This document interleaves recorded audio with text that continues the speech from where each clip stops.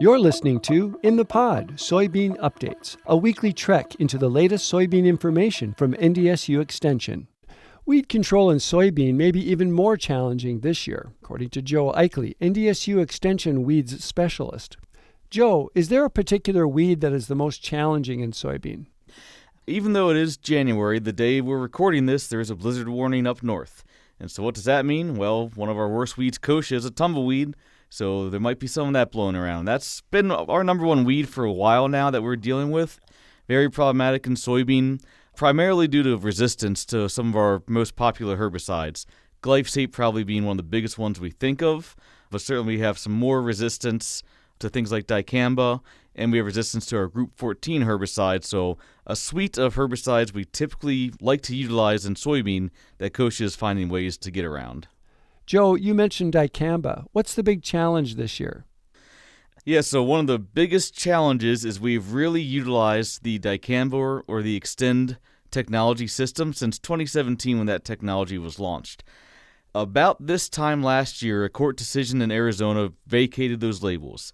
And that basically means that those herbicide registrations and the products here are XtendiMax, Engenia, and Tavium.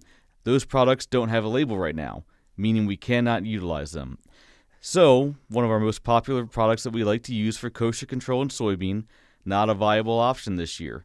And so that's kind of one of the big talking points this winter is what are we going to do if we can't utilize Dicamba for kochia control and some other broadleaf weeds as well. Joe, can you explain how the label affects the use of Dicamba? The main thing is we have those three products, XtendiMax, Engenia, and Tavium.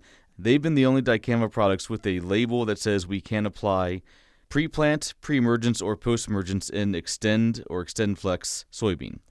So those three off the market, the older Dicamba labels, products that we can still utilize this year in other areas, don't have a use pattern for Xtend soybean. And since that is not on there, we can't make a labeled application, and the label is the law. That's why we can't utilize those older products in the same fashion we utilize XtendiMax and Engenia. What are the alternatives? There are still options for kochia control, and part of that does start with knowing which resistances you have.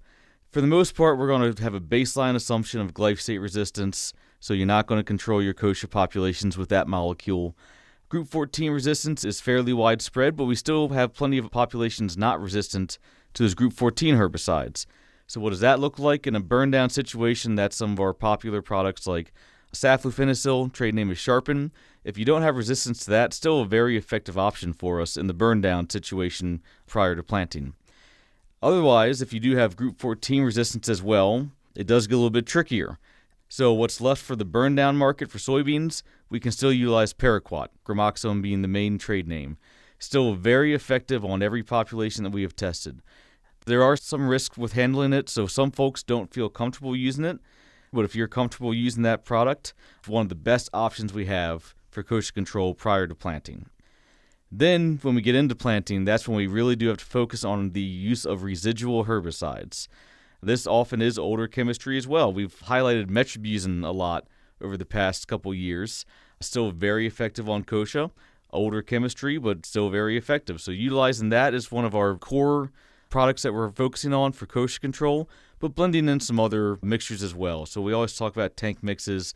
There's things out there you can do like a metribuzin, a Group 14, plus a Group 15 like Zidua. Always want to have a couple of effective modes of action in that residual. And the goal there is to really get us into the growing season, manage that early kochia that's going to try and germinate and emerge after soybean planting, and then we need that effective post-emergence chemistry.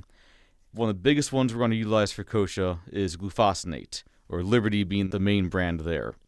And so that is still also very effective. Folks that have utilized that product know there can be some variability based on the year.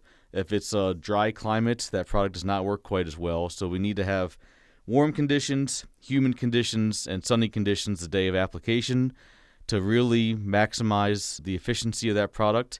It is effective, but we also need to have a little bit more consideration about when and how we apply that one to make sure we get the best efficacy we can out of that product. Thanks, Joe. Our guest has been Joe Ikley, NDSU Extension Weeds Specialist. You're listening to In the Pod, Soybean Updates, a weekly trek into the latest soybean information from NDSU Extension.